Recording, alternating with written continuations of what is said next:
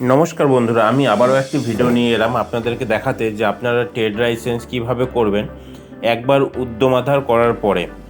তো দেখুন যে আপনারা যেভাবে ট্রেড লাইসেন্স করেন প্রসেসটা সেমই, কিন্তু এখানে উদ্যম আধার করার পরে আপনার ট্রেড লাইসেন্স যে কুপনটা পাবেন সেটা কোথা থেকে পাবেন সেটাই আমি দেখাবো। তো আমরা অবভিয়াসলি শিল্পসাথী যে .com আছে সেখানে গিয়ে প্রথমেটাতে ক্লিক করব।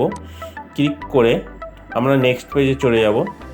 তো এখানে আপনারা যারা উদ্যম আধার করেননি তারা অ্যাপ্লাই অনলাইন করবেন, আর যাদের করা আছে তারা অ্যাডমিন লগ ইন করবেন। তো আমার করা আছে তাই আমি অ্যাডমিন লগ ইন করলাম। করার পরে যাদের আইডি পাসওয়ার্ড জানা আছে তারা আইডি পাসওয়ার্ড দিয়ে লগ ইন করবে, আর যাদের জানা নাই তারা যে মোবাইল নাম্বারটা দিয়েছিল উদ্যম আধারের সময় সেখানে ওটিপিতে ক্লিক করবেন। তো এখানে করার পরে আপনাদের যে মোবাইল নাম্বারটা আছে সেই মোবাইল নাম্বারটা এখানে দিয়ে দিবেন, যেটা উদ্যম আধার করার সময় দেওয়া হয়েছিল। তারপরে দিয়ে কন্টিনিউ করবেন। আর একবার উদ্যম আধার করার পরে আপনারা এখান থেকে 1000 বার, মানে যতবার পারেন ততবার আপনারা এখান থেকে ট্রেড লাইসেন্স করতে পারবেন। যদি আপনি একটি দোকানদার হয়ে থাকেন তো আপনি যতবার ইচ্ছা ততবার প্রত্যেকটা মানুষেরই উদ্যম আধার না করেও আপনারা এখান থেকে ট্রেড লাইসেন্স করতে পারেন। তো এই যে ওটিপি চলে আসছে সেই ওটিপিটা আমি এখন দিয়ে দেবো, দিয়ে লগ ইন করবো।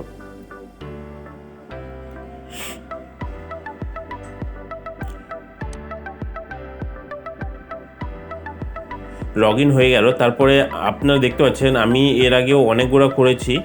তো আমি যতগুলো করেছি ততগুলো লিস্ট আপনাদের দেখাই দিচ্ছি, যে আপনারা যতবার ইচ্ছা ততবার করতে পারবেন, যতগুলো ইচ্ছা ততগুলো করতে পারবেন।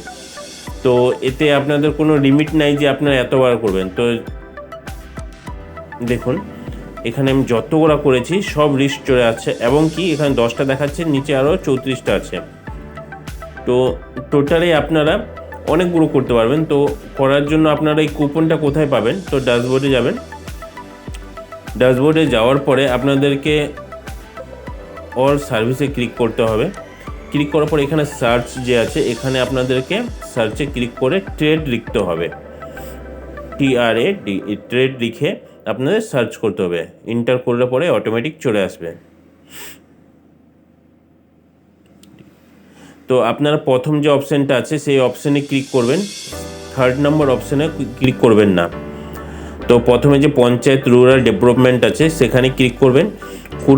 করার পরে আপনারা ক্লিক করবেন, তাহলে আপনার একটি যে রেফারেন্স আইডি হলো সেটি একটি জেনারেট হয়ে গেছে। আমি আবারও একটা করে দেখাই দেবো, যে আপনার যতবার ইচ্ছা ততবার করতে পারবেন।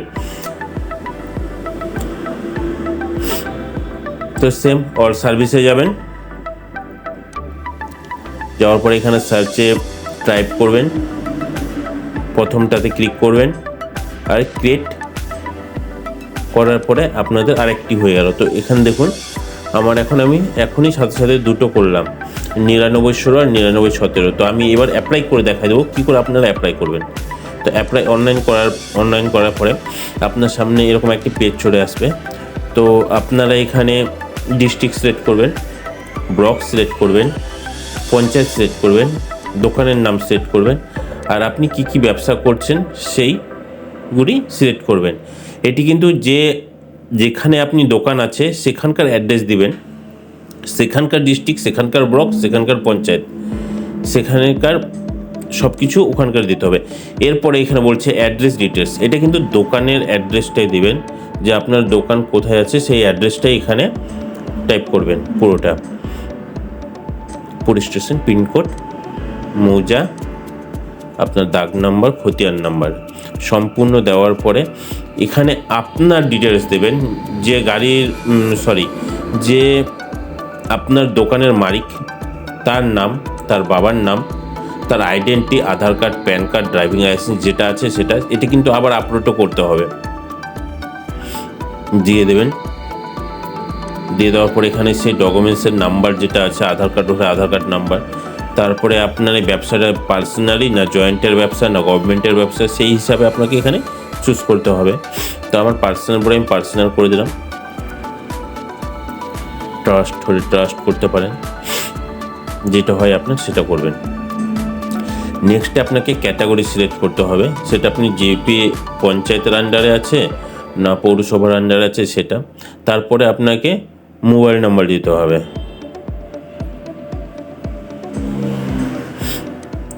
তারপরে আপনার অ্যাড্রেস যেটা আছে, আপনার পার্সোনাল আধার কার্ড কিংবা যে ডকুমেন্টস দিচ্ছেন সেটার যে অ্যাড্রেস আছে সেই অ্যাড্রেসটা এখানে দিতে হবে। এবং যদি সেম থাকে তো এস এবভ করতে পারেন। এখানে ভিলেজ, সামসদ, পাড়া, post office, police station, pincode এগুলো দেওয়ার পরে আপনাকে আপনার যে দোকান ব্যবসা সেই ব্যবসার ডান মানে পূর্ব দিকে, পশ্চিম দিকে, উত্তর দিকে, দক্ষিণ দিকে, নর্থ ইস্ট, ওয়েস্ট, সাউথ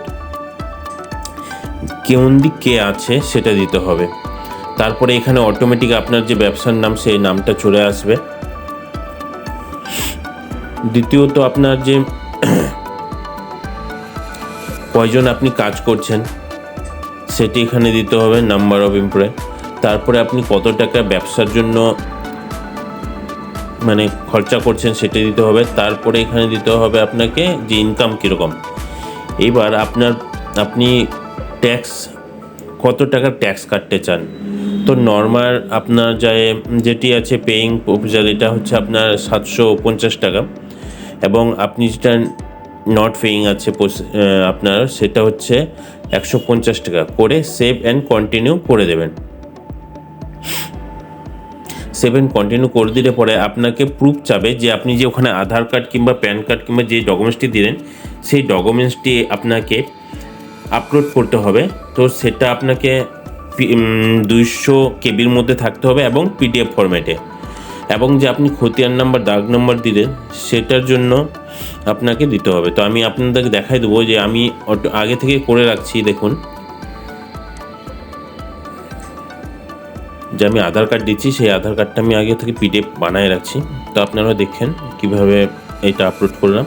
তারপরে সেম প্রসেসে আপনার যে জমির কাগজ আছে সেই জমির কাগজটা 512 কেবির মধ্যে থাকতে হবে পিডিএফ ফরম্যাটে। তারপরে সেই জমির কাগজটা আপনি সিলেক্ট করে ওপেন করবেন এবং আপলোড করে দেবেন। আপলোড করে দিলে আপনাদের এরকম সবুজ কালারের লেখা চলে আসবে, আর যদি না হয় তাহলে রেড কালার আসবে। তো সেভ অ্যান্ড কন্টিনিউ করে দেবেন।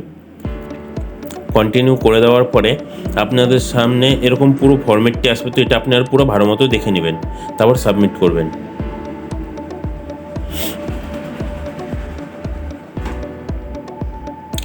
ফুল দেখে নেওয়ার পরে আপনি সাবমিট করবেন।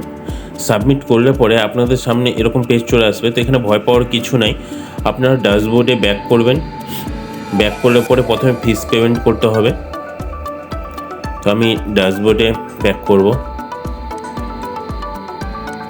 ড্যাশবোর্ডে ব্যাক করে দেখছেন এখানে পেমেন্ট নাও বলছে, তো পেমেন্ট আমি করব। তো এখানে পেমেন্ট আমার 150 টাকা, সে পেমেন্ট প্রসেস করলাম আমি।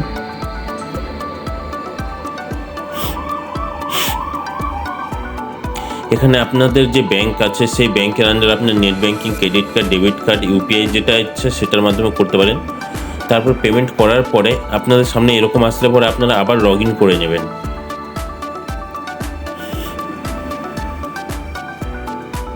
তো আমি আবার লগ ইন করে নিচ্ছি।